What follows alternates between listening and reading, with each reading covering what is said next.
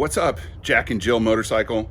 Coming to you with another entry in the visual owner's manual for the BMW R18 motorcycle.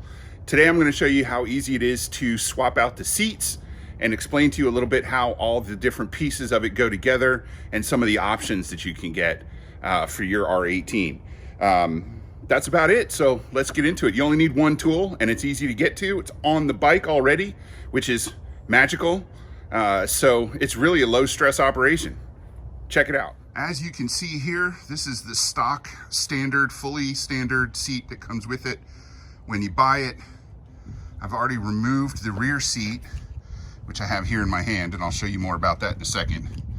And it's pretty slick actually, because this is the place where the rear seat secures. That tab on the rear seat goes in that hole. This cover slides back, so you use the same cover on both sides. There's 4 screws total. Here's the other 2.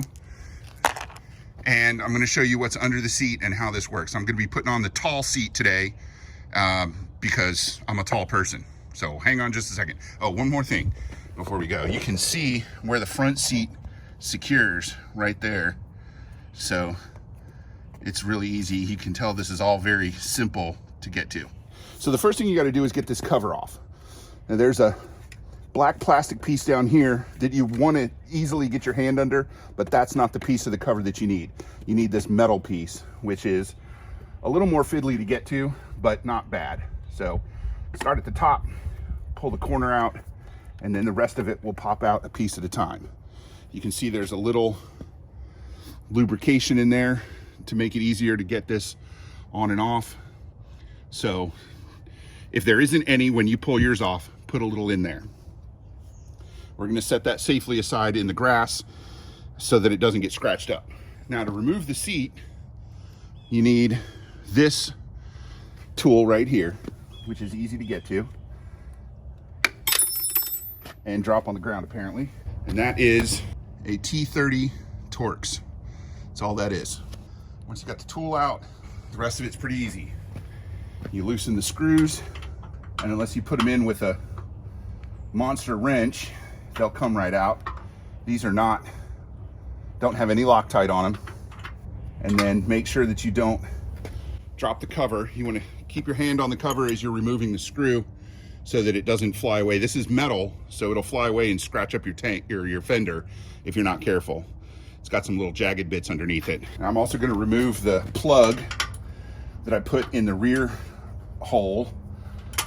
It's nothing fancy, just a washer to cover up the hole so water doesn't get into it if it rains when I ride. But we need that screw. Whoops. Once you're here, all you do is lift up slightly on the back of the seat, pull it towards the rear of the motorcycle, and it comes right off. You see, this is where there's a tongue here that's covered with a piece of rubber, fits right in there, and it comes right off. So this is going to go in the box in the basement as I put on the tall seat. So here I can get you a look at what's under the seat. There isn't much. You can see how nicely machined the aluminum frame is. A couple of sturdy big bolts here. There's the rear shock and its adjuster that sticks out to the side. And this is the magic ring that gives you keyless ignition. So this is the thing that your key needs to be near when you're trying to start the motorcycle or it won't start. So very simple. You can see the pinstriping on the rear fender goes under the seat, which they didn't have to do, but it makes it easier to put it together, I guess. And if you put a bobber seat on there, then you know, that makes it nice. See a couple more sturdy bolts here. So now let's get into the box and see what the new seat looks like. This is the box it comes from Germany in. It got shipped to my dealer and I picked it up. You can see it says not to use a razor blade because there's a leather covered seat in there, or a leather-like covered seat. And well, that's a little bit bigger than the box probably needs to be, but oh, there's a piece of paper. Oh, that's my receipt. Hang on to your receipts, folks. So there's the tall seat And let's see if we can get a little comparison going here. The stock seat here has this nice metal panel. It's probably plastic actually. And this is embroidered, I guess. Or yeah, embroidered or embossed. You can see the difference in height on them as well. So that's the tall seat, that's the stock seat. It's probably a good 2 inches higher, probably. So this one goes back on the bike, and we'll put both seats on this time so you can see how it works. Okay, one thing I got to show you is this is the rear seat, right? Ooh, got a little dirt on it. And it comes with a mount. This is the mount that connects to the motorcycle. In the stock configuration, that's where the seat goes. The rear seat hooks into that. You can see just slides right in there like that. And this had a strap on it that I thought looked a little goofy, so I took the strap off, which was a lot more difficult than I thought it should have been, because these screws that are in the mount posts are, they have thread lock on them. So I used a vise and a little bit of heat to get those off. The mount screws to the post. I don't remember if it goes over or under the seat, so we'll figure that out in a second. So let's get the seat on first. Tongue into groove, super easy. There's the cover, that's gonna go on the back this time. Tool, and there's 4 screws. Now two of the screws are longer than the others. So those are gonna go in the center posts, and these are gonna go on the outside. So, and actually you can see this got a little micro encapsulation on it right there. So that had thread lock on it at one point. So the long ones are gonna go fore and aft, and the short ones are gonna go side to side. The seat needed to go farther forward, and that made all the difference. So, long screw there. 1.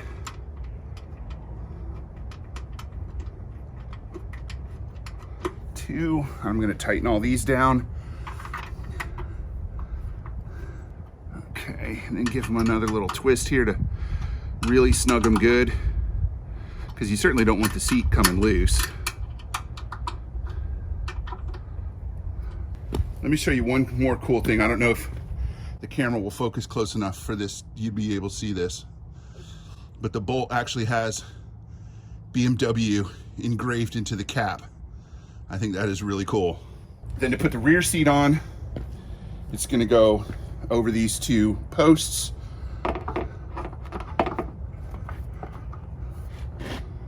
And then the rear affixes with the cover and one of the long screws.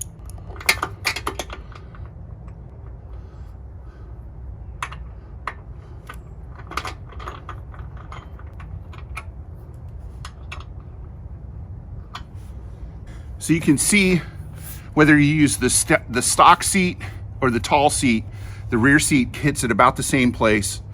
It gives you a little bit of extra room to move back if you need to. I was riding it for a while without the back seat on, and I found it to be just a little uncomfortable because I couldn't move around as much. So I'm hoping that the tall seat will give me a little extra room for my hips and my knees, and putting the rear seat back on will give me a little bit more space to move back so that I don't get an achy butt quite so often. So now I'm gonna put the tool back under the side cover, pop the side cover back on, and go for a ride. Side cover again, remember, put a little lube on the holes for the posts, and it's gonna go easiest if you put the bottom pegs on first and then push the top pegs into place.